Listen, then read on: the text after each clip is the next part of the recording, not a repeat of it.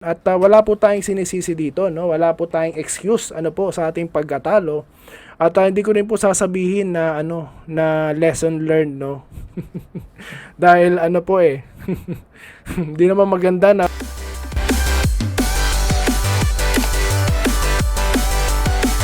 Ayan, so welcome back po dito sa Doy TV Sports. At tulad po ng ating ipinangako, nandito po ako nagbabalik upang pag-usapan yan pong katatapos lamang na bakbakan sa pagitan ng ating Gilas Pilipinas at ng Jordan. Well, sabi po siguro ng ilan, talo na ka, nakangiti ka pa, tumatawa ka pa. Well, anong gagawin natin? Talo eh. Kaya mga basher, pasok!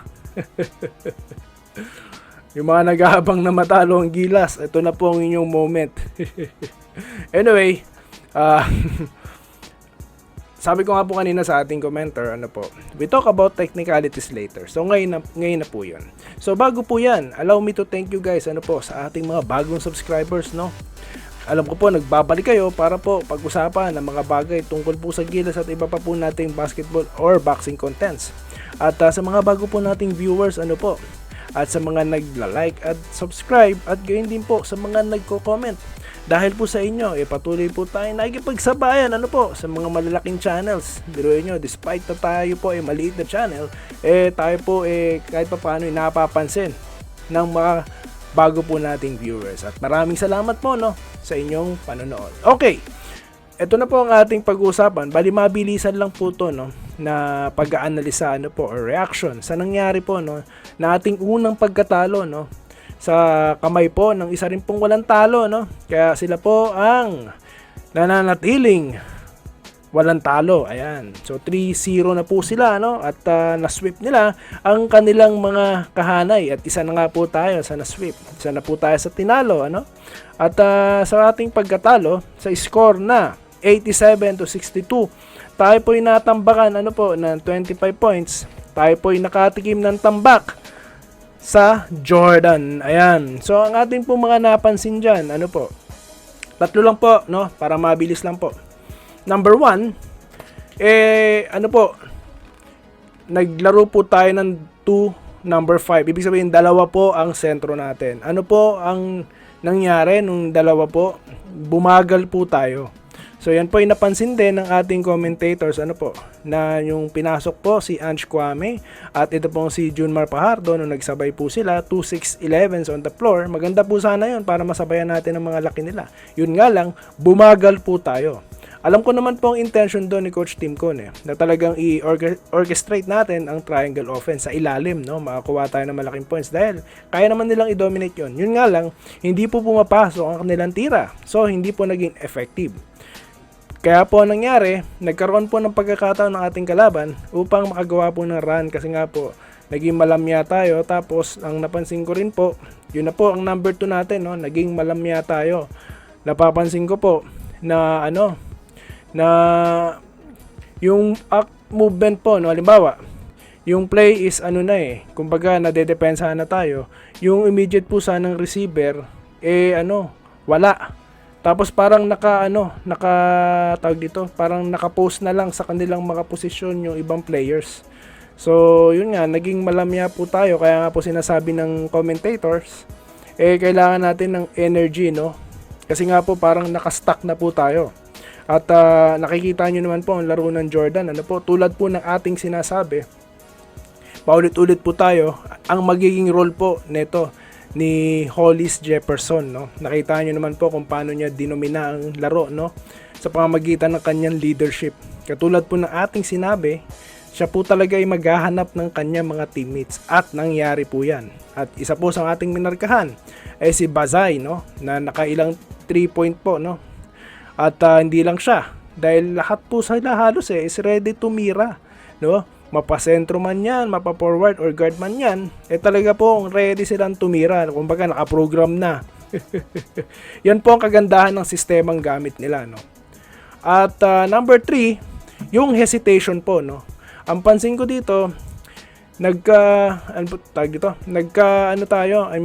nag-hesitate po tayo. Halimbawa, libre ka na, dapat itira mo na yan.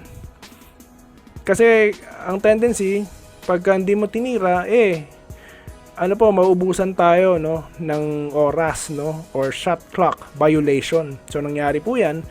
Tapos po, ang sumunod is yung ititira mo na lang, ipapasa mo pa.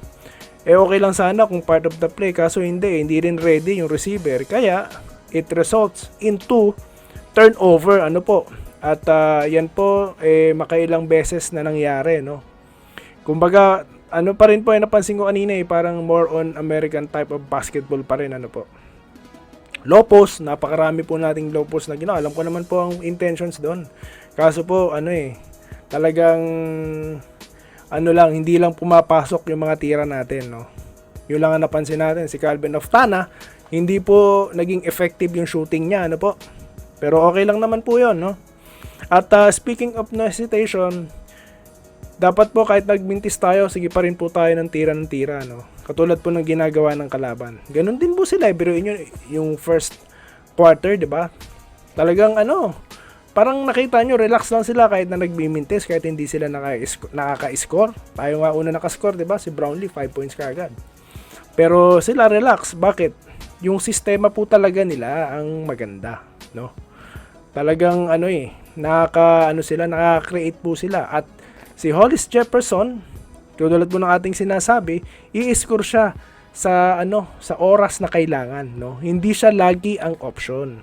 Kaya po nangyari sa Gilas, kapag wala na po masyadong movement, hindi na po naging effective ang ating play, no. Hindi na na-execute na maayos, ang last resort na po natin is si Justin Brownlee, ano po. Ang kagandahan dito sa Jordan, pinaka last resort na po nila yon. At kapag hinawakan niya ng bola, talagang sure po talaga nakakapuntos. At ang panghuli na lang po, no, is nung natambakan po tayo, parang napostrate na po tayo, na parang pinabayaan na natin. Tama na. Kaya po lumobo ng malaki, no, 25 points ang tambak nila sa atin, no. Kaya maganda po siguro kahit po natalo tayo, wag po nating hayaan na matambakan tayo, no, sa mga susunod na laro po natin. So yun lamang po, no, ating napansin, at wala po tayong sinisisi dito, no, wala po tayong excuse sa ating pagkatalo. At hindi ko rin po sasabihin na na lesson learned, no. Dahil hindi naman maganda na nasa official game na tayo tapos may lessons learned pa rin tayo, di ba? Na lang siguro, move on na po tayo at na lang tayo. Tignan na lang po natin ang ating makakalaban. Hindi pa naman po tayo nawawala ng tag dito. May chance pa naman po tayo for the medal, Kaya move on na po tayo, At na lang natin. Tawag dito, i-improve na lang po natin yung ating performance, no, sa Gilas sa next game. At kung ano man po or kung sino man ang kanilang mga kalaban, pag-uusapan ulit natin yan dito po sa ating channel. At yun lamang po ang ating naging topic sa ngayon.